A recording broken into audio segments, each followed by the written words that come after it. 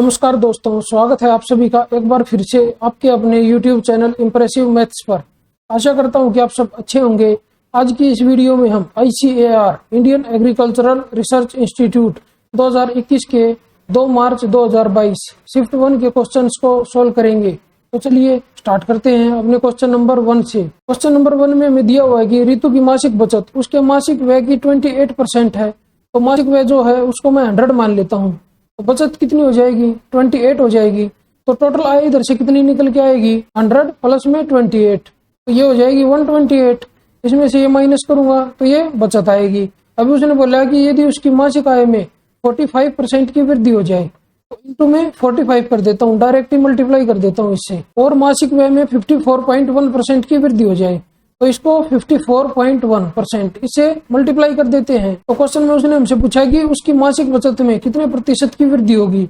तो जो वृद्धि होगी उसको मैं x मान लेता हूँ। तो इसको x से मल्टीप्लाई करेंगे। तो अभी इनको मल्टीप्लाई कर लेते हैं सबसे पहले। तो इसको मैं क्या लिख सकता हूँ? 64 इंटू 90 भी लिख सकता हूँ मैं इसको। तो मल्टीप्लाई करके ये क्या आ जाएगा? 0 9 चौक 36, 6 3 9 6 54 और 3 57। तो यह आया 5760 और माइनस में तो ये आ जाएगा 5410 इक्वल टू आ जाएगा 28x के। तो अभी इसमें से इसको माइनस करूंगा तो ये 0, 6 में से 1 गया 5 और 7 में से 4 गया 3, ये इक्वल टू हो जाएगा 28x के। इसको अगर हम 7 से कट करें तो 7 चौक 28, 7 पंजे 35 और 0, तो x की वैल्यू इधर से आ जाएगी 50/4 और ये किसके इक्वल होगा? 12.5 के। और ये परसेंटेज में आएगा तो इधर से जो बचत में प्रतिशत वृद्धि होगी वो 12.5% की वृद्धि होगी। तो ऑप्शन नंबर कौन सा हमारा? ये हमारा ऑप्शन नंबर है 3। तो चलिए बढ़ते हैं अपने क्वेश्चन नंबर 2 की तरफ। क्वेश्चन नंबर 2 में हमें x और y की कुछ वैल्यूज दी हुई हैं और उनके ऊपर बार दिया हुआ है। तो सबसे पहले हम x की वैल्यू निकालते हैं सोल्व करके इधर से। तो x इक्वल टू हो जाएगा, ये 105 में से 10 जाएगा तो कितना बचेगा? 95 और अपॉन में ये आ जाएगा 90, बार के नाम का 9 और जिस पे बार नहीं था उसके नाम की 0 और ये डिवाइड का सिंबल है इधर, इसको मल्टीप्लाई कर लेता हूँ इनटू में। तो ये क्या आना था? वैसे तो 95/99 आना था, लेकिन मैंने पलट दिया क्योंकि यहाँ पे मैंने मल्टीप्लाई का सिंबल ले लिया। तो ये हो जाएगा 99 और अपॉन में 95 और इनटू में तो ये क्या आएगा? 409 और माइनस में 4 तो ये आएगा 405 और बटे में 990 कर लेते हैं। 95 से 95 कट होगा। अब ये 99 से ये 10 पे कट हो जाएगा। अभी इसको मैं 9 से कट कर लेता हूँ तो ये 10 आ जाएगा इधर। 9 से इसको कट करूंगा तो 9 चौक 36, 4 बचेगा, 9 पंजे 45, तो ये किसके इक्वल आ जाएगा? 0.45 के। तो ये x की वैल्यू आई है। तो ऐसे ही y की वैल्यू निकाल लेता हूँ इसको सोल्व करके। तो y इक्वल टू हो जाएगा 75 - 7, तो ये हो जाएगा 68 और अपॉन में 90 और इधर डिवाइड का सिंबल है तो मल्टीप्लाई कर लेता हूँ तो नीचे वाली टर्म ऊपर चली जाएगी। तो नीचे क्या आना था? 990 आना था तो उसको मैं ऊपर लिख लेता हूँ और अपॉन में यह आएगा 226 में से 2 जाएगा तो 224 और इंटू में क्या आएगा? यह आएगा 509 में से 5 गया तो यह आएगा 504 और अपॉन में 99 और ये इंटू कर लेता हूँ डिवाइड को हटा के। तो नीचे क्या आना था? 10, तो 10 को ऊपर लेके चला जाता हूँ और नीचे आ जाएगा 17। अभी इसको सोल्व कर लेते हैं। तो ये 99 से ये कितने पे? 10 पे कटेगा, ये 17 से ये 4 पे कटेगा और ये इस 0 से ये 0 कट हो जाएगी और इस 9 से 9 पंजे 45, 5 बच गया और 9 6 54। तो अभी 56 और गुना 4 इसकी जो मल्टीप्लाई होगी वो 224 के इक्वल होगी। तो ये पूरा इससे कट हो जाएगा 224 से 4 गुना 56। तो क्या है इसकी वैल्यू आई की? तो 10 आई है। तो हमसे क्वेश्चन में क्या पूछा है? एक्स वाई का मान कितना होगा? तो दोनों को मल्टीप्लाई कर देंगे तो मल्टीप्लाई करके कितना आ जाएगा? 4.5। तो ये ऑप्शन नंबर कौन सा है मेरा? ये है मेरा ऑप्शन नंबर 2। तो चलिए बढ़ते अपने क्वेश्चन नंबर 3 की तरफ। क्वेश्चन नंबर 3 में दिया होगी 3x + 2y = 15 है और xy = 6 है। तो 3/2 x³ + 4/9 y³, इसकी वैल्यू हमें बतानी है। इसको सोल्व करके मैं क्या लिख सकता हूँ? तो 18 एलसीएम ले लेता हूँ तो ये कितना आ जाएगा? 2 × 18 तो 9 × 3 = 27, तो 27x³ और प्लस में ये आ जाएगा 9 दूनी 18 और 4 दूनी 8, 8 y³ और अपॉन में आएगा 18। तो इसकी वैल्यू भी हमें निकालनी है। तो सिंपली मैं इस इक्वेशन का क्यूब कर देता हूँ तो ये आ जाएगा 27x³ और प्लस में 8y³ और प्लस में 3 × 3 × 2 और इंटू में xy की वैल्यू 6 है और 3x + 2y ये मल्टीप्लाई में होगा और उसकी वैल्यू है 15। तो किसके इक्वल आएगा? ये आ जाएगा 15 का क्यूब। तो 15 का क्यूब कितना होता है? 3375। अब इन सबको मल्टीप्लाई कर लेता हूँ तो मल्टीप्लाई करके कितना आ जाएगा, ये 15 दूनी 30 और ये आ जाएगा 3 तिया 9 और 9 6 54। तो इसको लिख लेते हैं 54 इंटू में 30। तो ये आ जाएगा 0, 3 चौक 12 का 2 असल का 1, 3 पंचे 15 और 1 16। तो ये इधर प्लस में था 1620, तो इधर जाके माइनस हो जाएगा। तो 1620 इसमें से माइनस कर देता हूँ, तो ये 5 आएगा, इधर भी 5 आएगा और 13 में से 6 गया 7 और इधर 1 बचेगा। तो इसको मैं लिख लेता हूँ यहाँ पे 1755, क्योंकि ये 27x³ और प्लस में 8y³ की वैल्यू है। और इसको मैं 18 से डिवाइड कर देता हूँ, तो 9 से कट होगा सबसे पहले। तो ये 9 दूनी 18, 9 एकम 9, कितना बचेगा 8 बचेगा, तो 85, तो 9 नीम 81, 4 बचेगा, 9 पंजे 45। इसको 2 से भी अगर डिवाइड करूंगा तो 2 नीम 18 और 2 सते 14 और एक पॉइंट आएगा 0.5, तो ये आया 97.5। तो ऑप्शन नंबर कौन सा है मेरा, ये है मेरा ऑप्शन नंबर 1। तो चलिए बढ़ते अपने क्वेश्चन नंबर 4 की तरफ। क्वेश्चन नंबर 4 मेरा सिंप्लीफिकेशन से है। तो इसमें सबसे पहले मैं ऑफ को सॉल्व करूंगा, एक यहाँ पे है और एक यहाँ पे है। इसको अगर सॉल्व करें तो क्या लिख सकते हैं, 2/5 और इंटू में 7 दूनी 14 15, 15/2, तो 2 से 2 कट होगा और ये 5 से 3 पे कट होगा। तो अभी क्या बच गया, 3 बच गया इधर, और डिवाइड में 3/8, तो मल्टीप्लाई कर लेता हूँ इंटू में 8/3, तो 3 से 3 कट होगा और माइनस में क्या आ जाएगा, इधर माइनस में 5 दूनी 10 और 1 11/2, तो 11/2 लिख लेते हैं। और डिवाइड में इधर इसको सॉल्व करके क्या आएगा, 3 तिया 9 और 2 11, तो ये 11/3 हो जाएगा। और इंटू में 1/2 और प्लस में इसको लिख लेते हैं 3/8 और इंटू में 3/2 और ये डिवाइड में है इधर 4 दूनी 8 और 1 9/4। तो अभी अगर इसको सॉल्व करूं तो ये आ जाएगा 8 और माइनस में ये आ जाएगा 11/2 और इस डिवाइड को अगर मैं हटाऊं इधर से तो इसको पूरे को पलट दूंगा इधर से मैं, तो ये इंटू में हो जाएगा 6/11 और प्लस में अगर इसको मैं सॉल्व करूं तो ये आ जाएगा 3/8 और इंटू में 3/2 और इंटू में ये आ जाएगा 4/9। तो अभी इसको कट कर लेते हैं, तो अभी ये 2 3 से ये 9 कट हो जाएगा, अभी 4 दूनी 8, तो ये 2 पे कटेगा, तो ये 11 से 11 कट हो जाएगा और ये 2 से 3 पे कट होगा, तो 8 में से 3 जाएगा तो कितना बचेगा 5 और प्लस में 1/4। अगर इनको मैं ऐड करूं तो ये आ जाएगा मेरा 5 सही 1/4। तो ऑप्शन नंबर कौन सा है ऐसा मेरा, ये है मेरा ऑप्शन नंबर 4। तो चलिए बढ़ते अपने क्वेश्चन नंबर 5 की तरफ। क्वेश्चन नंबर 5 मेरा DI से है और हमें एक तालिका दी हुई है, उसमें ईयर्स दिए हुए हैं और गेहूं, चावल और मक्का इनका प्रोडक्शन दिया हुआ है। तो हमसे क्वेश्चन में क्या पूछा है कि 2016, 18 और 2020 के दौरान मक्के का औसत उत्पादन, तो 16 यहाँ पे है और मक्का है ये 300 और 2018 यहाँ पे है और इसमें मक्का है 350 और 2020 यहाँ पे है और इसमें मक्का है 400। अगर मैं इन सभी को ऐड कर लेता हूँ तो ये 400 और 300 700 और 300 1000, तो ये आ गया 1050। अभी इसका एवरेज निकालना है तो 3 से डिवाइड कर लेंगे तो ये आ जाएगा 350 के इक्वल। और नेक्स्ट क्या दिया हुआ कि 2017 में गेहूं, चावल और मक्के के कुल उत्पादन के लगभग कितने प्रतिशत के बराबर था। तो 2017 यहाँ पे है, तीनों का ऐड करना है मेरे को, तो ऐड करेंगे तो ये 0 आ जाएगी, तो 4 और 2 6 और 5 11, 1 आएगा, 1 हासिल बचेगा, 3 और 1 4 और 3 7 और 2 9, तो टोटल आया है 910। अब ये पूछा कि जो 350 है 910 का कितने परसेंट है। अगर इसका परसेंटेज निकालेंगे तो ये हो जाएगा 350 और डिवाइड बाय 910 और इंटू में 100 परसेंटेज निकालना है तो 0 से 0 कट होगी। अब ये 7 से कट होगा तो 7 पंजे 35, 7 से कट होगा 13 पे, तो ये क्या आ जाएगा, ये आ जाएगा 500 और डिवाइड बाय 13। तो इसको अगर मैं डिवाइड करूं तो ये 3 पे जाएगा सबसे पहले, तो 13 3 39, 11 बचेगा 110 और 13 8 104 और पॉइंट आएगा। अगर मैं ऐसा ऑप्शन देखूं तो मेरा एक ही ऑप्शन है 38.5, तो ऑप्शन नंबर 3 हमारा राइट आंसर हो जाएगा। तो चलिए बढ़ते हैं अपने क्वेश्चन नंबर 6 की तरफ। क्वेश्चन नंबर 6 में हमें दिया होगी ए और बी ने क्रमशः 9:13 के अनुपात में पूंजी निवेश करके एक व्यवसाय प्रारंभ किया। वे अपने निवेश के अनुपात में लाभ बांटने के लिए सहमत थे। सी इस शर्त के साथ व्यवसाय में सम्मिलित हुआ कि ए, बी और सी में लाभ की साझेदारी समान होगी। सी ने ख्याति प्रीमियम के रूप में 3,08,000 की धनराशि का भुगतान किया। इस प्रीमियम में बी का भाग कितना होगा। तो सबसे पहले ए और बी का जो रेशियो दिया हुआ पूंजी वो लिख लेता हूं मैं 9:13। अभी उसने बोला कि अगर सी उसमें प्रीमियम दे के ऐड हो जाता है तो जो प्रॉफिट है वो तीनों में इक्वली डिवाइड होगा। तो इसका मतलब जो ए, बी और सी की जो राशि होगी वो इक्वली होनी चाहिए। तो इधर मैं लिख लेता हूँ ए, बी और सी।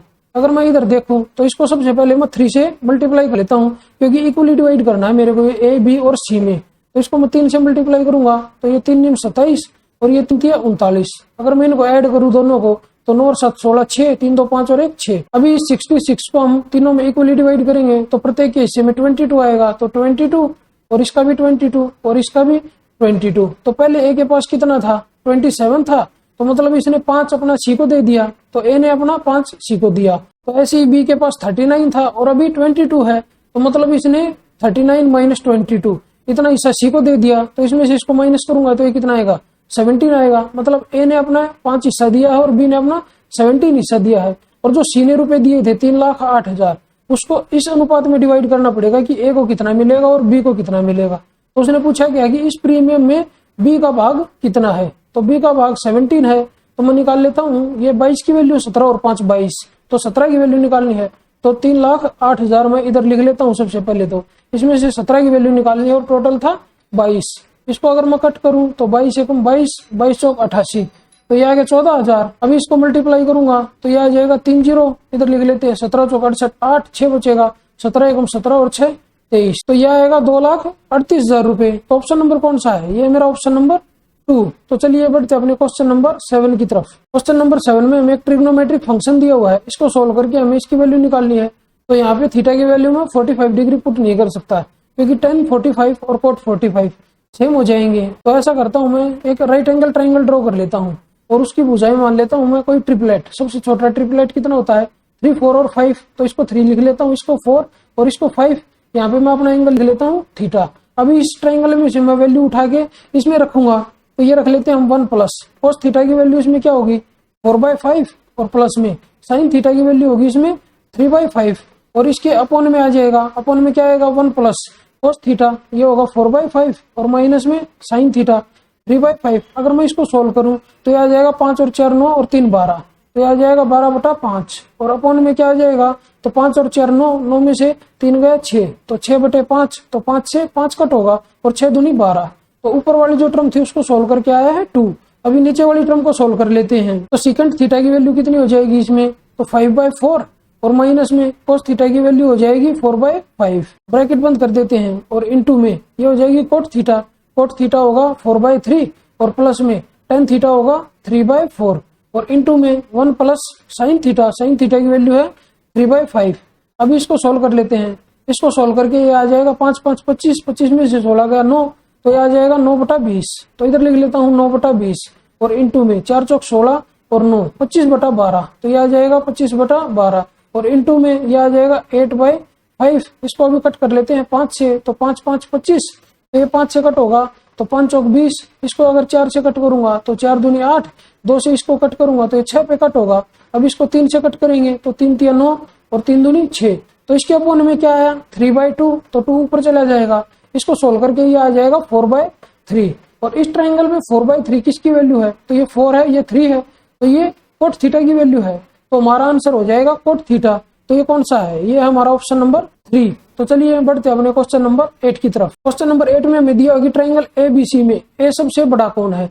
तो सबसे पहले एक ट्राइंगल ड्रॉ कर लेता हूं मैं। ये मैंने ट्राइंगल ड्रॉ कर ली, इधर से ए को मैंने सबसे बड़ा एंगल बना लिया, तो ए इधर ले लेता हूं मैं, यहाँ पे बी ले लेता हूँ और यहाँ पे सी ले लेता हूँ। तभी उसने बोला कि बी सबसे छोटा कौन है और ए सबसे बड़ा कौन है। यदि त्रिभुज की भुजाओं की लंबाइयां क्रमागत धन पूर्णांक हो तो सबसे बड़ी भुजा की लंबाई इकाई में कितनी होगी। आप इस क्वेश्चन में एक लाइन और एक्स्ट्रा ऐड कर लीजिए कि जो सबसे बड़ा एंगल है वो सबसे छोटे एंगल का 2 गुना है, मतलब twice of angle B equal to हो जाएगा एंगल ए के, मतलब जो एंगल ए है सबसे छोटे कोण का 2 गुना है। तो इस क्वेश्चन में अभी हमें क्या निकालना है, सबसे बड़ी भुजा की लंबाई निकालनी है। और हमें पता है कि सबसे बड़े एंगल के सामने बड़ी भुजा होगी और सबसे छोटे एंगल के सामने छोटी भुजा होगी। और उसने हमें दिया हुआ है कि त्रिभुज की भुजाओं की लंबाई क्रमागत धन पूर्णांक हो। तो इस भुजा को अगर मैं x मान लेता हूँ सबसे छोटे वाली को, तो इसके सामने जो भुजा होगी वो x+1 होगी और इसके सामने जो होगी वो x+2 होगी। अभी इसमें मेरे को साइन रूल और कोसाइन रूल लगा के cos b की वैल्यू निकालनी है और दोनों को कंपेयर करके फिर x की वैल्यू निकालूंगा मैं और उससे सबसे बड़ी भुजा निकल जाएगी मेरी। तो अभी इसमें साइन रूल लगा देते हैं। तो साइन रूल से ये हो जाएगा x अपॉन में साइन b और ये इक्वल टू हो जाएगा x+2 और अपॉन में साइन a। और a की जगह मैं क्या रख सकता हूँ, a की जगह मैं 2b रख सकता हूँ और साइन 2b की वैल्यू कितनी होती है 2 साइन b और cos b। और अभी इसमें से साइन b से साइन b कट हो जाएगा। अब इधर से अगर cos b की वैल्यू निकालूं तो cos b is equal to हो जाएगा x+2 और अपॉन में 2x। तो एक बार मैंने cos b की वैल्यू इधर से निकाल ली साइन रूल से, तो अभी एक बार cos b की वैल्यू मैं निकालूंगा कोसाइन रूल से। तो उधर से कोसाइन रूल लगा के मैं cos b लिख लेता हूँ। cos b इक्वल टू ये मेरा हो जाएगा x+2 का होल स्क्वायर और प्लस में x+1 का होल स्क्वायर और माइनस में x स्क्वायर और अपॉन में ये आ जाएगा 2 इंटू x+1 और इंटू में x+2, ये मेरा आ जाएगा। अगर इसको मैं सोल्व करूं तो ये सोल्व करके ये क्या आ जाएगा x स्क्वायर और प्लस में 4 और प्लस में 4x और प्लस में ये आ जाएगा x स्क्वायर प्लस में 1 प्लस में 2x और माइनस में x स्क्वायर और अपॉन में मैं इसको ऐसे का ऐसे लिख लेता हूँ 2 इंटू x+1 और इंटू में x+2। तो इधर x स्क्वायर से ये एक x स्क्वायर कट हो जाएगा, तो ऊपर क्या बचेगा, तो ये ऊपर बचेगा x स्क्वायर और प्लस में 4 और 2 6 प्लस में 6x और प्लस में 5, ये अपॉन में हो जाएगा 2 इंटू x+1 और इंटू में x+2। अभी अगर मैं ऊपर वाली टर्म के फैक्टर बनाता हूँ तो ये मेरे हो जाएंगे x+5 और इंटू में x+1। तो ये x+1 से ये x+1 कट हो जाएगा, तो क्या बचेगा इधर, तो इधर बचेगा x+5 और अपॉन में 2 इंटू x+2, ये बचेगा हमारे पास।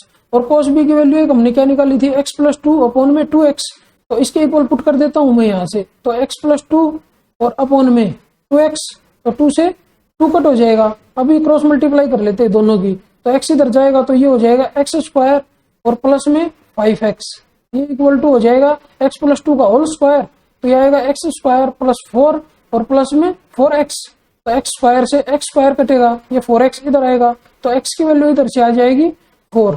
तो हमें निकालना क्या है, सबसे बड़ी भुजा की लंबाई, और सबसे बड़ी भुजा कौन सी है, x+2 है, तो इसमें 2 ऐड कर दूंगा तो ये हो जाएगा 4+2, तो सबसे बड़ी भुजा की लेंथ आ जाएगी 6, तो ये हमारा आंसर हो जाएगा। तो ऑप्शन नंबर कौन सा हमारा, ये हमारा ऑप्शन नंबर है 4।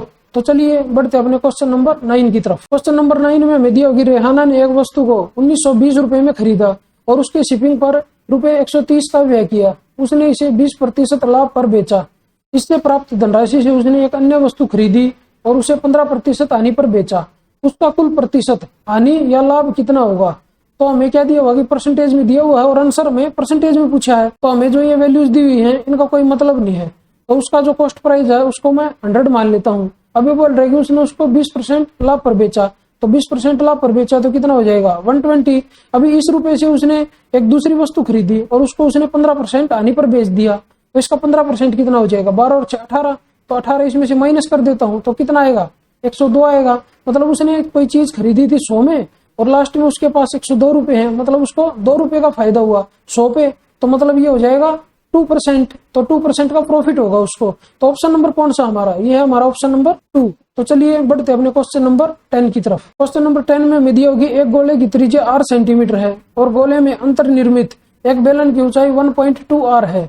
बेलन का आयतन और गोले के आयतन का अनुपात कितना होगा। तो सबसे पहले एक गोला ड्रॉ कर लेते हैं। इधर ये गोला है, अब ये 2D में दिख रहा होगा लेकिन ये 3D में है, और इसके अंदर क्या है, इसके अंदर एक बेलन दिया हुआ है, तो इसके अंदर मैं एक बेलन बना लेता हूँ। अभी इधर से इनको मिला लेते हैं और इधर से इसको मिला लेता हूँ, और यहाँ से लेके यहाँ तक जो लेंथ दी हुई है वो हमें दी हुई है 1.2 r। तो यहाँ पे कोई सेंटर होगा तो ये इसके बीच में होगा, तो अगर मैं इधर से इसको मिला देता हूँ तो ये गोले की रेडियस आ जाएगी, और ये हमें r दी हुई है, और ये पूरी की पूरी कितनी है 1.2 r, तो ये इसकी हाफ, ये बच गई इधर हाफ, तो ये कितनी बची 0.6 r के। तो अभी इधर से हम जो बेलन दिया हुआ है उसकी रेडियस निकालेंगे, उसको मैं कैपिटल R मान लेता हूँ। इसमें मैं पाइथागोरस लगा देता हूँ इस छोटे वाली ट्रायंगल में, यहाँ से यहाँ और ये इस वाली में, तो इधर ये 0.6 है, तो इसको क्या लिख सकते हैं 6/10। तो इसको मैं 10 से मल्टीप्लाई कर देता हूँ तो ये 10r हो जाएगा और ये 6r हो जाएगा। इधर से इसकी वैल्यू 8r के इक्वल हो जाएगी पाइथागोरस से, तो r की वैल्यू इधर से एक्चुअल क्या आएगी 0.8r। तो अभी क्वेश्चन में उसने हमसे पूछा कि बेलन के आयतन और गोले के आयतन का अनुपात कितना है। बेलन का आयतन होता है πr²h, तो पाई लिख लेते हैं, और r कितना है 0.8 स्मॉल r, तो इसका स्क्वायर कर देंगे तो ये आ जाएगा इंटू में 8/10 और इंटू में 8/10 और इंटू में r² और इंटू में h की वैल्यू कितनी है 1.2 r, तो इसको लिख लेता हूँ 12/10 और इंटू में r। तो अभी हमें इसका अनुपात निकालना है गोले के आयतन के साथ, तो गोले का आयतन कितना होता है 4/3 πr³, तो 4/3 पाई, तो r कितना है r है स्मॉल r, तो इसका क्यूब कर देंगे तो r क्यूब, तो अभी इधर से r² और ये r, ये इस r क्यूब से कट हो जाएगा, और पाई से ये पाई कट होगा। अभी 4 से तो ये 4 × 12 3 पे कट होगा, और ये 2 पे कट होगा, 2 चौक 8 और 2 पंजे 10। ये 2 से फिर कट होगा, 2 चौक 8 और 2 पंजे 10। अभी ये 2 से कट होगा, 2 पंजे 10 और 2 दूनी 4। अभी क्रॉस मल्टीप्लाई कर लेते हैं इसकी, तो 4 दूनी 8, 8 तिया 24 तिया 72, तो 72 रेशियो 125। तो ये हमारा आएगा 72 रेशियो 125। तो ऑप्शन नंबर कौन सा हमारा, ये हमारा ऑप्शन नंबर 3। तो चलिए बढ़ते अपने क्वेश्चन नंबर 11 की तरफ। क्वेश्चन नंबर 11 में दिया होगी एक निश्चित धनराशि 7.5% वार्षिक साधारण ब्याज की दर पर 2 वर्ष में 25,300 हो जाती है। इसी धनराशि पर 2 गुनी दर से समान अवधि का चक्रवृद्धि ब्याज कितना होगा यदि ब्याज की गणना 8 मासिक चक्रवृद्धि आधार पर की जाती है। तो सबसे पहले हम प्रिंसिपल निकालेंगे। तो 2 साल का दिया हुआ है 7.5% के हिसाब से, तो 15% हो जाएगा। और ये हमें अमाउंट दिया हुआ है तो 115% की वैल्यू है ये इक्वल टू है 25,300 के। तो इधर से हमें 100% की वैल्यू निकालनी है। तो इनटू में 100 और अपॉन में 115, तो 115 से इसको कट कर देते हैं। तो ये 2 पे जाएगा सबसे पहले, तो 230, तो इसमें से ये माइनस होगा तो ये आ जाएगा 3 इधर, और इधर बचेगा 2, तो फिर 230 आएगा, फिर 2 पे जाएगा और एक 0। तो इधर से मेरा प्रिंसिपल आ गया 22,000 रुपए। तो प्रिंसिपल मैंने निकाल लिया 22,000। अब ये बोल रहा है कि इसी धनराशि पर 2 गुनी दर से, तो पहले रेट 7.5% थी, तो अभी 2 गुनी दर से करेंगे तो 15% हो जाएगी। तो इधर से रेट हो जाएगी 15%। ये कितने महीने के लिए है, ये 12 महीने के लिए है। तो उसने हमसे पूछा कि 8 मासिक, तो हमें 8 महीने के हिसाब से निकालनी पड़ेगी। तो 8 महीने के हिसाब से कितनी आ जाएगी, तो ये मेरी आ जाएगी 10%। तो रेट अभी मेरी होगी 10%। और मेरा टाइम अगर मेरे को निकालना है इधर, तो टाइम कितना दिया हुआ था, पहले 2 साल था, और 8 मासिक पे निकालेंगे तो 2 साल में कितने महीने, 24 महीने, और 8 के हिसाब से टाइम आ जाएगा 3 ईयर्स। तो अभी मेरे को इसका चक्रवृद्धि ब्याज निकालना है। तो अभी 3 साल का चक्रवृद्धि ब्याज क्या होता है, 3A plus 3B plus C। तो A क्या है, P का R% है, और B A का R% है, और C B का R% है। तो अभी इधर से अगर मैं A निकालूं तो A इक्वल टू हो जाएगा 2200, और B इधर से हो जाएगा 220, और C इधर से हो जाएगा 22। तो 2200 का 3 गुना, तो ये आ गया 6600, और प्लस में 220 का 3 गुना 660, और प्लस में 22।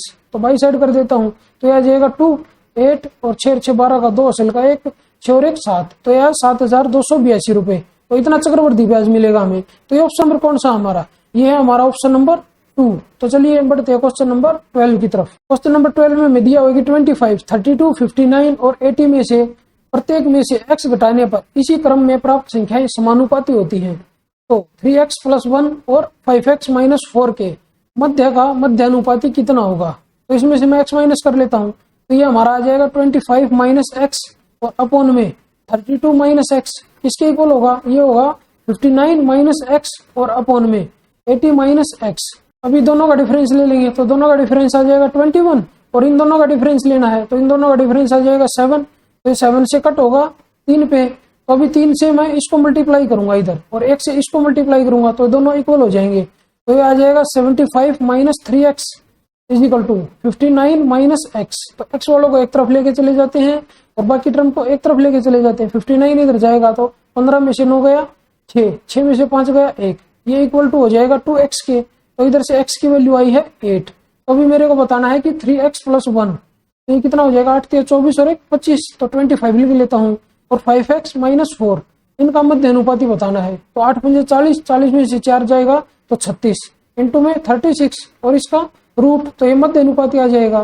तो ये 25 में से 5 बार निकलेगा और 36 में से 6 बार निकलेगा, तो ये हो जाएगा 5 × 6 = 30। तो ये हमारा ऑप्शन नंबर कौन सा है, ये हमारा ऑप्शन नंबर 3।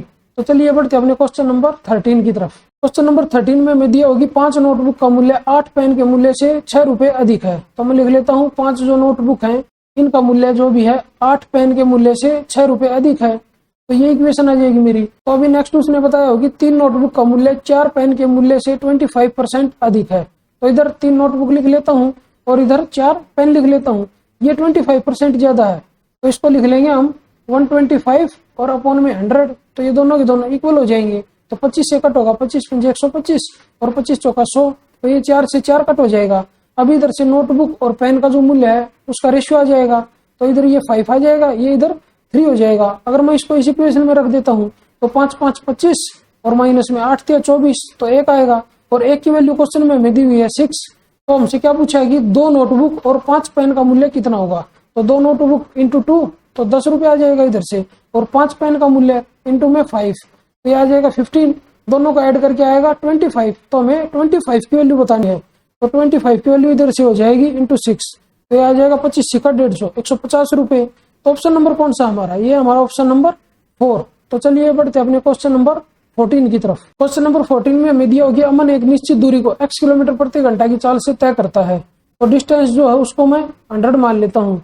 तो मेरा टाइम क्या आ जाएगा, तो टाइम इक्वल टू आ जाएगा 100 अपॉन में x। अभी नेक्स्ट हमें दिया होगी वापसी की यात्रा में वह उसी दूरी का 20% भाग पूर्ववर्ती दूरी तय करने में लगे समय के 35% भाग में तय करता है।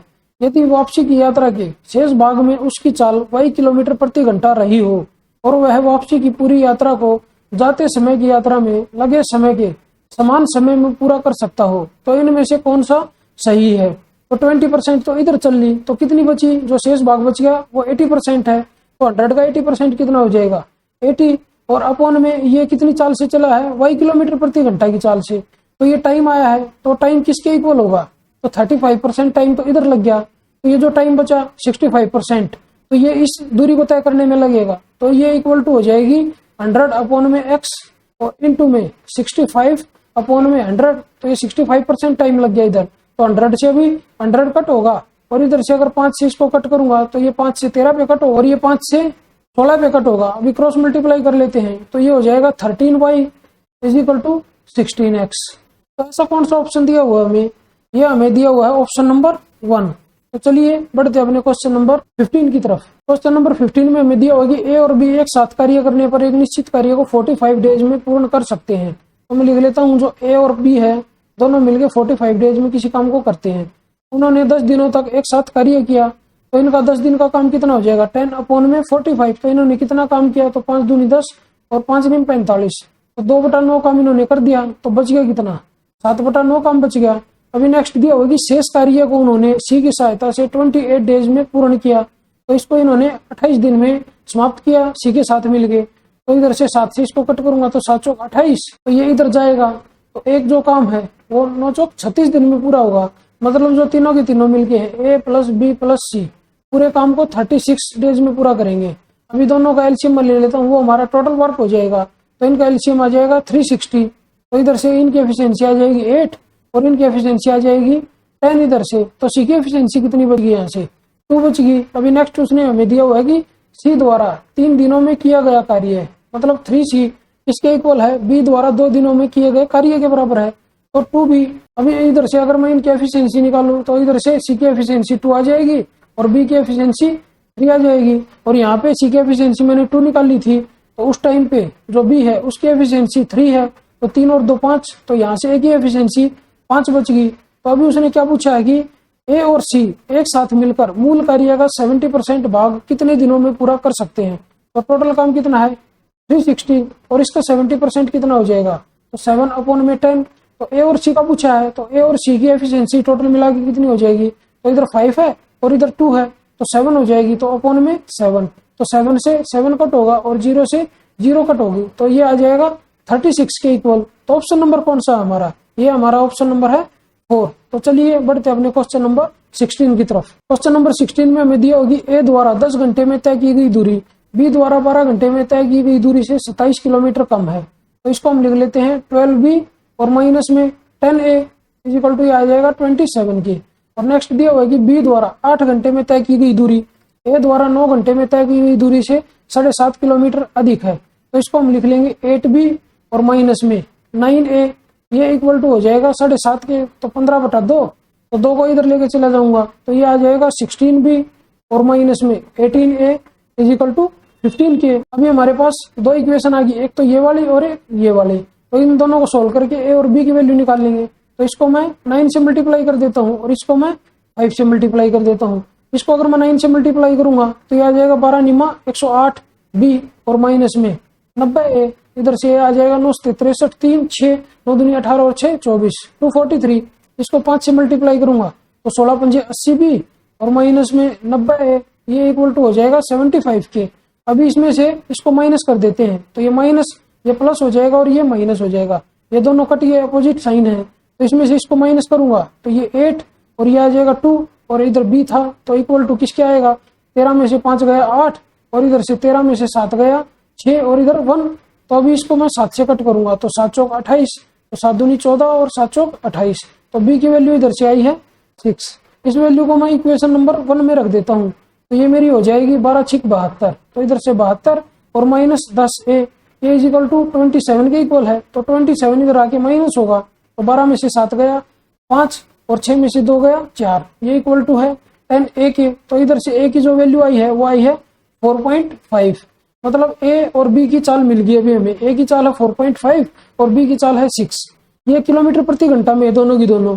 अभी उसने हमसे पूछा है कि यदि वे 4.2 किलोमीटर लंबी एक सड़क के दोनों सिरों से एक दूसरे की ओर साथ चलना प्रारंभ करे तो वे कितने समय के पश्चात एक दूसरे को पार करेंगे। अभी वो दोनों एक दूसरे की तरफ आ रहे हैं, तो दोनों की जो स्पीड है वो जुड़ जाएगी, तो रिलेटिव स्पीड दोनों की हो जाएगी ये 10.5 और डिस्टेंस कितना दिया हुआ है 4.2 किलोमीटर। तो ये इधर से टाइम आ जाएगा 4.2, तो 10 हटा देते हैं, इसमें से भी हट जाएगा, और अपॉन में 105, तो ये आएगा घंटे में, लेकिन हमें चाहिए मिनट में। तो 60 से मैं इसको मल्टीप्लाई कर देता हूँ, तो 21 से कट होगा। अभी ये 21 दूनी 42 और 21 पंजे 105, 5 से इसको कट करूं तो ये 12 पे कट होगा, तो ये आ जाएगा 12 दूनी 24 मिनट। ऑप्शन नंबर कौन सा हमारा, ये हमारा ऑप्शन नंबर 3। तो चलिए बढ़ते अपने क्वेश्चन नंबर 17 की तरफ। क्वेश्चन नंबर 17 में हमें दिया हुआ कि एक व्यक्ति बिंदु ए से बी तक 40 किलोमीटर प्रति घंटा की चाल से, तो ये ए पॉइंट मान लेता हूँ यहाँ पे, और यहाँ पे बी पॉइंट मान लेता हूँ, और इस दूरी को वो कवर करता है 40 की स्पीड से। तत्पश्चात बी से सी तक 50 किलोमीटर प्रति घंटा की चाल से, तो यहाँ पे कोई पॉइंट है सी, तो इसको मिला देता हूँ, तो ये जो दूरी है इसको 50 की स्पीड से तय करता है। और अभी बोला है कि उसने सी से डी तक 60 किलोमीटर प्रति घंटा की चाल से यात्रा करता है, तो यहाँ पे कोई एक डी पॉइंट है और इस दोनों को मिला देते हैं, तो इस दूरी को उसने 60 किलोमीटर प्रति घंटा की चाल से तय किया है। तो ए बी बी सी और सी डी के मध्य दूरियों का अनुपात 1:2:3 है, तो इन दूरियों को मैं 100, 200 और 300 मान लेता हूँ। तो अभी इधर से इनको कवर करने का टाइम आ जाएगा मेरे पास, तो इसका टाइम आएगा 2.5 आवर्स, तो इसका इधर से टाइम आ जाएगा 4 आवर्स, और इधर से इसका टाइम आ जाएगा 5 आवर्स। अभी उसने क्या बोला है, वह डी से ए तक x किलोमीटर प्रति घंटा की चाल से वापिस आता है। यदि पूरी यात्रा में उसकी औसत चाल 480/13 किलोमीटर प्रति घंटा रही हो, तो x का मान कितना होगा। तो इधर से जो एवरेज स्पीड होती है वो होती है टोटल डिस्टेंस अपॉन में टोटल टाइम। तो यहाँ से वो ए से डी तक जाएगा और फिर डी से ए तक आएगा, तो टोटल डिस्टेंस कितना हो जाएगा, तो जाते टाइम 600 और फिर वापिस आते टाइम 600, तो वो हो जाएगा टोटल 1200, और अपॉन में टोटल टाइम, तो टोटल टाइम कितना आएगा, तो 5 और 4 9 और 2 11, 11.5, तो 11.5 लिख लेते हैं और प्लस में। तो अभी वापिस आते टाइम की जो डिस्टेंस है वो 600 किलोमीटर है, और वापिस आते टाइम जो चाल है वो x किलोमीटर प्रति घंटा है, तो टाइम मेरा हो जाएगा 600 अपॉन में x। ये किसके इक्वल दिया हुआ हमें, ये दिया हुआ है 480 और अपॉन में 13 के। तो अभी ये 0 से 0 कट हो जाएगी। अभी इसको 12 से कट करूं तो 12 एकम 12 0 और 12 चौक 48। अभी ये 2 से कट होगी, तो 2 पंजे 10 और 2 दूनी 4। अभी इसको क्रॉस मल्टीप्लाई कर लेते हैं, तो 13 पंजे 65, तो इधर से आ जाएगा 65। अभी ये इक्वल टू आ जाएगा 23 और प्लस में ये आ जाएगा 1200 और अपॉन में x। तो 23 को इधर लेके जाऊंगा, तो इसमें से माइनस होगा, 5 में से 3 गया 2 और 6 में से 2 गया 4, इक्वल टू ये हो जाएगा 1200 और अपॉन में x के। अभी इसको 6 से कट कर लेते हैं दोनों तरफ, तो 6 से 42 और 6 से इसको कट करूंगा तो 200 आएगा। तो x की वैल्यू इधर से क्या आ जाएगी, तो x की इधर से वैल्यू आ जाएगी 200/7। इसको कट करके ये आ जाएगा 7 दूनी 14, तो 6 बचेगा, 7 8 56, तो इधर 4 बचेगा और अपॉन में 7, तो यह है 28 सही 4/7। तो ऑप्शन नंबर कौन सा है हमारा, ये हमारा ऑप्शन नंबर है 1। तो चलिए बढ़ते अपने क्वेश्चन नंबर 18 की तरफ। क्वेश्चन नंबर 18 में हमें दी होगी 17 संख्याओं का औसत 55 है, तो लिख लेते हैं 17 जो संख्या है उनका एवरेज 55 है। प्रथम 6 संख्याओं का औसत 49.5 है, तो इसको भी लिख लेते हैं, जो 6 संख्या है उनका एवरेज है 49.5, और उससे अगली 8 संख्याओं का औसत 60.5 है, तो जो अगली 8 संख्या है उनका एवरेज है 60.5। अभी क्वेश्चन में हमें दिया हुआ है कि 16वीं संख्या 15वीं संख्या से 4 कम है और 17वीं संख्या से 6 कम है, तो इधर लिख लेते हैं 15वीं संख्या, 16वीं संख्या और 17वीं संख्या। तो 16वीं संख्या को मैं x मान लेता हूँ, तो 15वीं संख्या हो जाएगी x+4 और 17वीं संख्या हो जाएगी x+6। तो अभी इधर देख लेते हैं टोटल एवरेज कितना था 55, और जो 6 संख्या है उनका एवरेज है 49.5, तो ये इससे कितना कम है, ये 5.5 कम है, तो इसको मैं माइनस में लिख लेता हूँ 5.5, तो 6 संख्या होगा इंटू 6। अभी ये 60.5 55 से कितना ज्यादा है, 5.5 ज्यादा है, तो प्लस में लिख लेते हैं, और कितनी संख्याओं पे ज्यादा है, 8 संख्याओं पे ज्यादा है।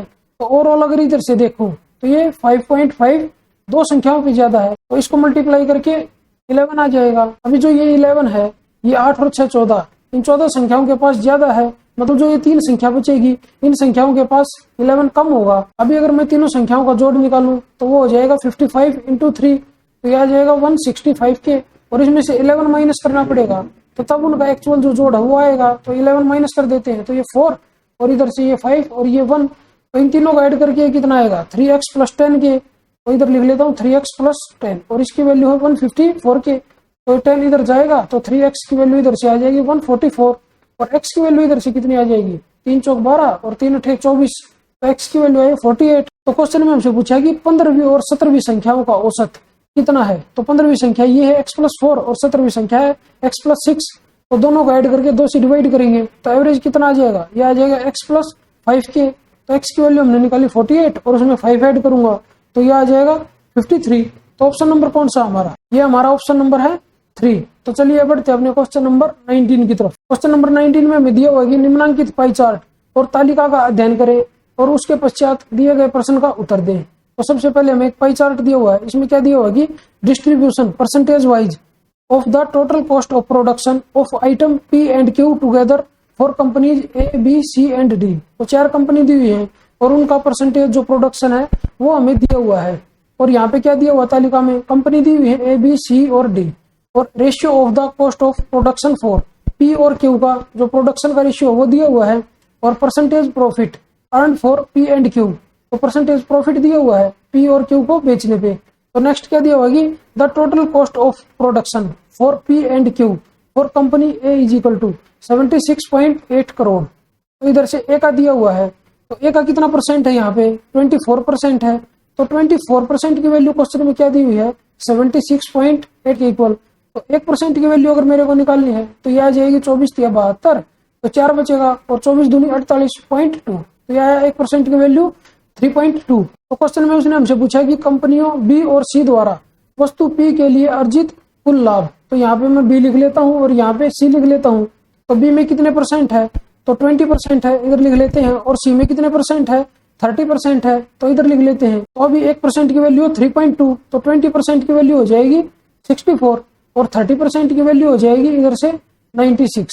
तो P के लिए हमें निकालना है, तो P और Q का जो रेशियो हमें दिया हुआ है B और C में कितना दिया हुआ है 5:3 दिया हुआ है, तो ये आ जाएगा इनटू में 5/8, और इधर से C में कितना आ जाएगा, C में आ जाएगा इनटू में 15 और अपॉन में 32। अब इसको कट कर लेते हैं, तो ये 8 से 8 पे कट होगा, तो 8 पंजे 40, तो ये 40 आ जाएगा। इधर से इसको कट करूं तो ये 3 पे कट होगा, तो 15 3 45, तो ये 45 आ जाएगा। तो अभी इन पे प्रॉफिट निकालना है, तो प्रॉफिट वाले कॉलम में हमें देखना है कि P का कितना दिया हुआ है।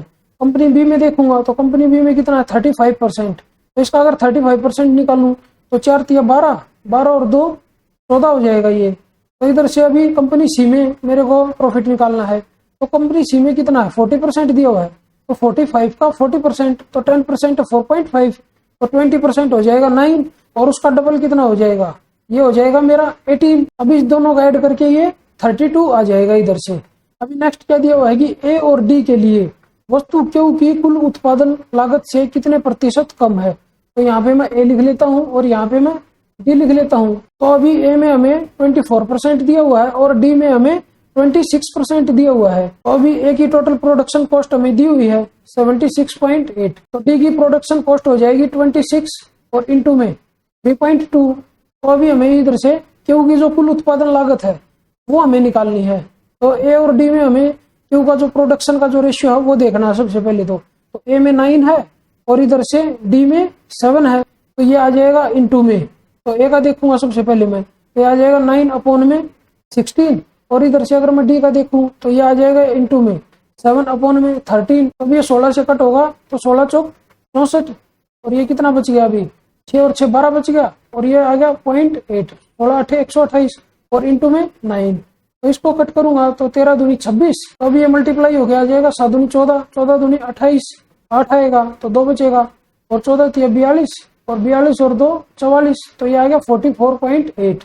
अगर इन दोनों की मल्टीप्लाई करूं तो ये आएगा 9 8 72, 2 7, 9 चौक 36, 36 और 7 ये आ गया 43, तो 43.2। अभी दोनों का ऐड करना है, दोनों का ऐड करके आ जाएगा 0.8, इसको दे देता हूँ 44 प्लस 44, तो आया 88। हमें बताना है कि जो 32 है 88 से कितने परसेंट कम है। तो 88 में से 32 माइनस करूंगा सबसे पहले, तो ये आ जाएगा 6, और इसमें से 8 में से 3 जाएगा तो ये आएगा 5, और अपॉन में 88, और इंटू में 100 परसेंटेज में निकालना है।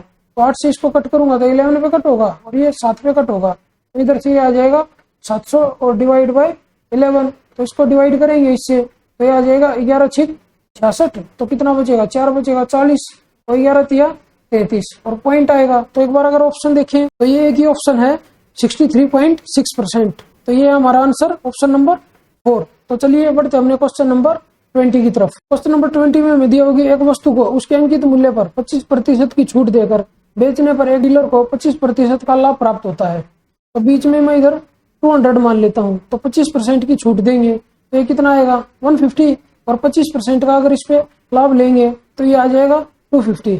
अभी उसने बोला कि यदि वस्तु के क्रय मूल्य में 35% की वृद्धि होती है तो ये हमारा सीपी आता है ऐसे करके, और ये हमारा एमपी आता है। तो इसमें मेरे को 35% की वृद्धि करनी है, तो 10% हो गया 15, और उसका 3 टाइम्स 45, और 15 का हाफ कितना होगा 7.5, तो 45 प्लस 7.5, तो ये आ जाएगा 52.5। तो इसमें ऐड करूंगा मैं इसको, तो ये मेरा आ जाएगा 202 रुपए और 50 पैसे। नेक्स्ट हमें बताया हुआ है कि फिर भी वह 20% लाभ प्राप्त करना चाहता है तो उसे समान अंकित मूल्य पर कितने प्रतिशत की छूट देनी चाहिए। तो इसका 20% कितना होगा, तो 10% तो हो जाएगा 20.25, और उसका 20% हो जाएगा 40.5। तो इसमें मैं ऐड कर देता हूँ उसको भी, तो 40.5 ऐड कर दिया मैंने, तो ये 0 आ जाएगी, ये 3 आएगा, और ये हो गया 243। तो अभी मार्क प्राइस था 250 और 243 करना, तो कितना कम करना पड़ेगा, तो 7 कम करना पड़ेगा, कितने के ऊपर 250 के ऊपर, और परसेंटेज में निकालना है तो इंटू में 100। अभी ये 25 से कट होगा 10 पे, और ये 25 से कट होगा 4 पे, तो ये 7 चौक 28 और बटे में 10 है, तो 2.8% आ जाएगा। तो ऑप्शन नंबर कौन सा हमारा, ये हमारा ऑप्शन नंबर है 1। तो चलिए बढ़ते अपने क्वेश्चन नंबर 21 की तरफ। क्वेश्चन नंबर 21 में हमें दिया होगी एक टैंक से n पाइप जुड़े हैं जिनमें से 2 आउटलेट पाइप हैं और शेष इनलेट पाइप हैं। प्रत्येक इनलेट पाइप टैंक को 10 घंटे में भर सकता है और प्रत्येक आउटलेट पाइप पूरे भरे टैंक को 15 घंटे में खाली कर सकता है। तो इधर जो भरने वाले हैं उसको मैं प्लस वाले लिख लेता हूँ, और जो माइनस वाले हैं वो खाली करने वाले हो जाएंगे।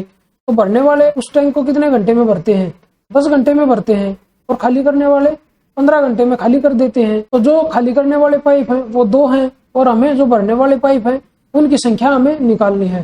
तो क्वेश्चन में नेक्स्ट हमें दिया होगी सभी पाइप एक साथ खोल दिए जाने पर टैंक का 91 सही 2/3% भाग 2 सही 1/2 घंटे में भर जाता है। तो सबसे पहले मैं जो टोटल कैपेसिटी है वो ले लेता हूँ, इन दोनों का एलसीएम।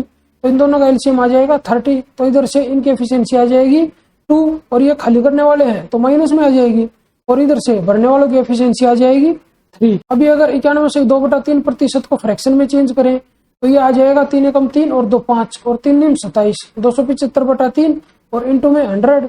तो इसको मैं कट करूं तो 25 एकम 25 और 25 एकम 25 और 25 चौका 100, तो ये आ गया 11/12, मतलब 11/12 भाग। तो अभी क्या बोला है उसने कि 2.5 घंटे में भर जाता है 11/12 भाग। तो 30 का 11/12 लेना मेरे को, तो इंटू में 11/12, तो कितने घंटे में भरता है, तो ये 5/2 घंटे में भरता है। तो मतलब यहाँ पे कोई एफिशिएंसी आएगी तो उसको मैं x मान लेता हूँ, क्योंकि भरने वाले भी है कुछ खाली करने वाले, तो ओवरऑल एफिशिएंसी आएगी मेरी यहाँ पे। तो इसको अगर मैं कट करूँ 6 से तो ये आ जाएगा 6 पंजे 30 और 6 दूनी 12, तो 5/2 आएगा। तो मतलब x की वैल्यू इधर मेरी 11 होनी चाहिए, तब ये 5/2 आएगा। तो 11 कैसे आ सकती है, तो अभी 2 खाली करने वाले थे तो उनके ओवरऑल एफिशिएंसी कितनी आई है -4 के। तो 11 कब आएगी, जब जो भरने वाले हैं उनकी एफिशिएंसी 15 हो, तो 15 में से 4 माइनस होगा तभी इधर 11 आ जाएगा।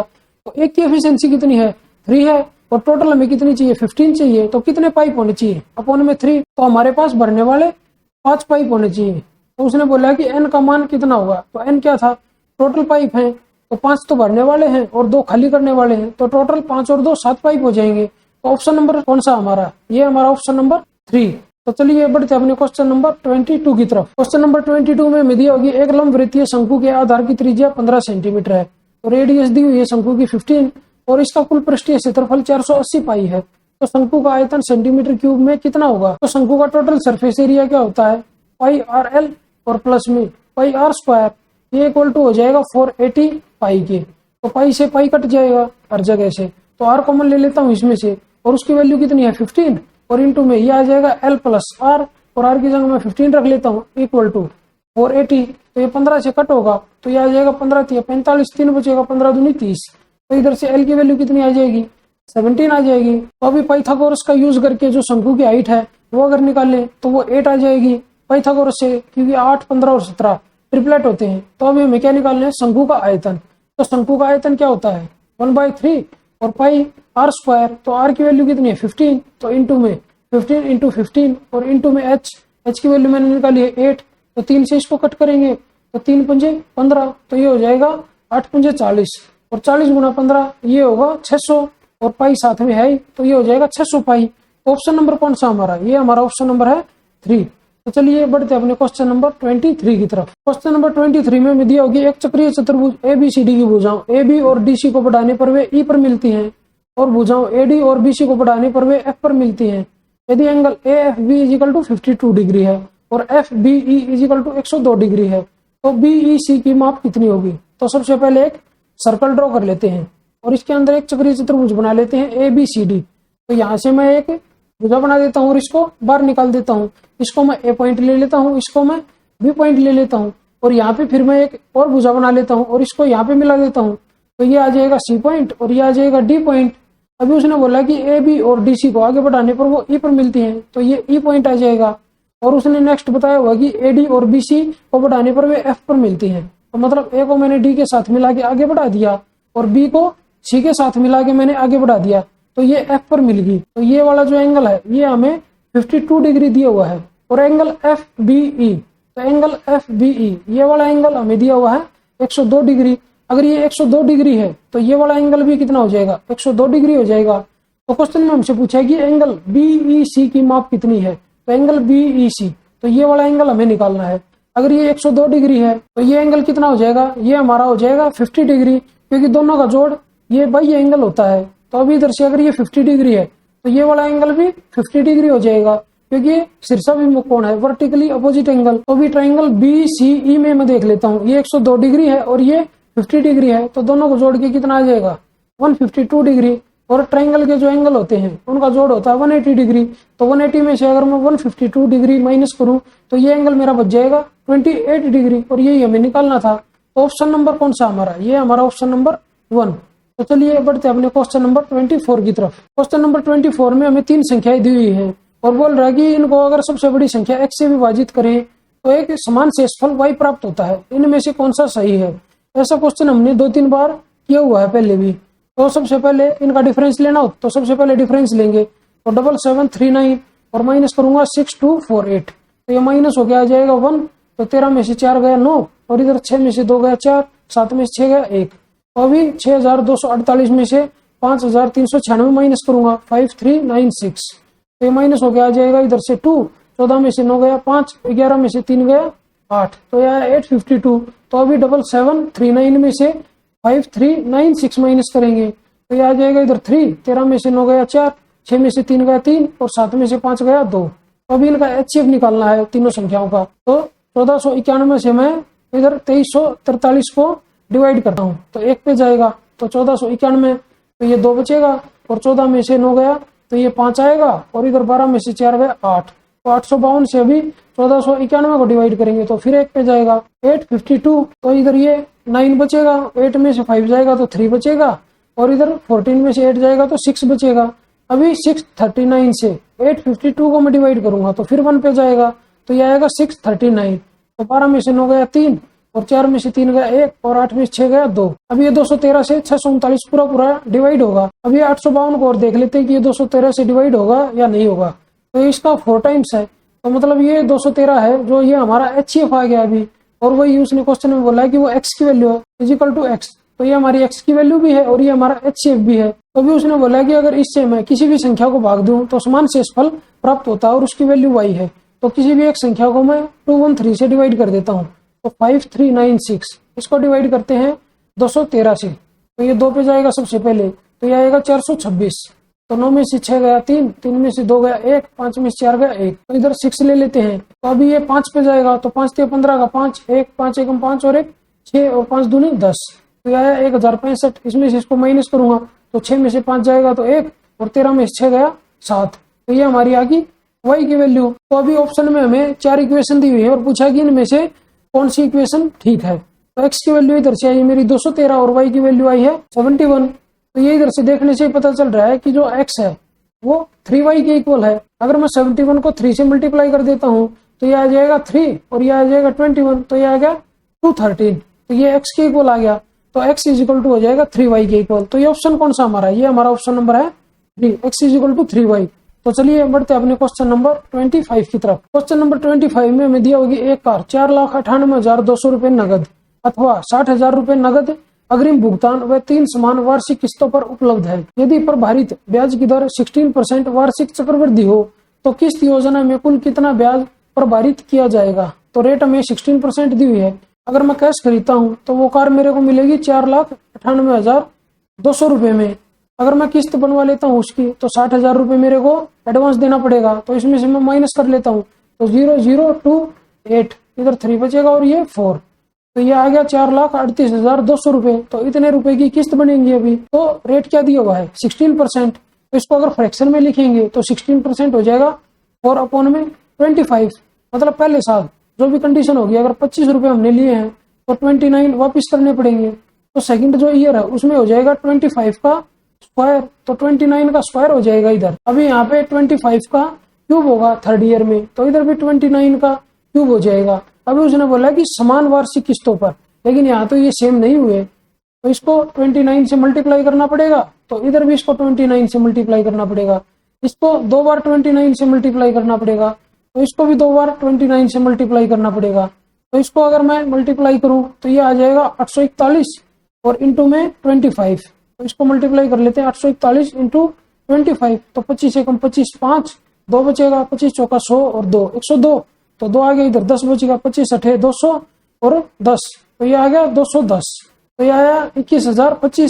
तो इधर से 25 25 625 और इंटू में 29, इसको मल्टीप्लाई करेंगे तो 9 पंजे 45, 5 4 9 दूनी 18 और 4 22 का 2 असल के 2, 9 6 54 और 2 56 और इंटू में आ जाएगा 25 दूनी 50 और 6 दूनी 12। इसको जोड़ लेंगे तो ये 5 और ये 2, 6 और 5 11 का 1 हासिल 1, 5 और 2 7 और 1 8 और इधर ये आ जाएगा 18,125 और 25 का क्यूब होता है 15,625। अभी तीनों को ऐड कर लेंगे, 21,025 को, 18,125 को और 15,625 को। इनको ऐड करके ये कितना आ जाएगा 21,025 और इधर से मैं लिख लेता हूँ 15,625। अभी तीनों को ऐड करेंगे तो ये आएगा 5 5 10 और 5 15 का 5 हासिल का 1, तो ये 6 और 1 7 आ जाएगा, 6 और 1 7, 8 1 9 और 5 14 का 4 हासिल का 1, तो 2 और 2 4 और 1 5, तो ये आया 54,775 रुपए। और 29 का जो क्यूब होता है वो कितना आ जाएगा 841 और इंटू में 29, तो 9 से इसको मल्टीप्लाई करेंगे तो 9 एकम 9, 9 चौक 36 का 6 असल के 3, 9 अठे 72 और 3 75 और इंटू में 41 दूनी 82 और 8 दूनी 16। तो इसको ऐड करें तो ये 9 आएगा, ये 8 आएगा, ये 3 आएगा, 7 और 6 13 और 1 14 आएगा, इधर आएगा 2, तो ये आया 24,389। तो अभी ऐसी 3 किस्तें देनी पड़ेंगी मेरे को, तो इंटू 3 कर लेते हैं। तो 3 × 27 का 7 असल के 2, 3 अठे 24 और 2 26 6 असल के 2, 3 3 9 और 2 11 का 1 असल का 1, 24 3 72 72 और 1 73, तो ये आएगा 73,167 रुपए। तो अभी इसमें से मैं 54,775 को माइनस कर दूंगा तो मेरा चक्रवृद्धि ब्याज आ जाएगा। तो इसमें से मैं 54,775 इसको माइनस करूंगा तो ये आ जाएगा 2, 16 में से 7 गया 9, 10 में से 7 गया 3 और 12 में से 4 गया 8 और 6 में से 5 गया 1, तो ये बच गया 18,392 रुपए। तो ये मेरा आया चक्रवृद्धि ब्याज। अब इधर मैं लिख लेता हूँ, अगर मेरे को 54,775 रुपए देने होते तो मेरे को 18,392 रुपए ब्याज देना होता। तो लेकिन जो अमाउंट मेरे को देना है वो कितना है 4,38,200। तो इधर लिख लेता हूँ 4,38,200 इतना देना है, तो कितना ब्याज देना पड़ेगा, तो ये आ जाएगा 18,392 और इंटू में 4,38,200 और अपॉन में ये आ जाएगा 54,775। अभी इसको मैं 25 से कट कर लेता हूँ, तो 25 से कट करूंगा तो 25 दूनी 50 और 25 एकम 25 22 बचेगा, 25 निम्मा 225, तो 2 बचेगा और 25 एकम 25, इसको 25 से कट करूंगा तो 2 जीरो कट हो जाएंगे और इंटू में 4 आ जाएगा। अभी इधर से इसको फिर कट करें तो ये 2191 से ये पूरा का पूरा 2 पे कट हो जाएगा। तो इसको मल्टीप्लाई करूंगा ऊपर वाली टर्म को, तो मल्टीप्लाई करके कितना आ जाएगा, 4 दूनी 8, 8 दूनी 16, मतलब यूनिट डिजिट मेरी लास्ट में 6 आएगी। अगर मैं ऑप्शन देखूं तो एक ही ऑप्शन में मेरी यूनिट डिजिट 6 है, तो ये हमारा आंसर हो जाएगा। तो ऑप्शन नंबर 2 हमारा राइट आंसर है। तो चलिए आज की इस वीडियो को यहीं पे समाप्त करते हैं और मिलते हैं एक नई वीडियो में एक नए पेपर के साथ। तब तक के लिए बाय बाय, टेक केयर। अगर आप लोगों को ये वीडियो पसंद आई हो तो इस वीडियो को लाइक कीजिए, अपने दोस्तों के साथ शेयर कीजिए, और अगर आप मेरे चैनल पर नए हैं तो मेरे चैनल को सब्सक्राइब जरूर कीजिए।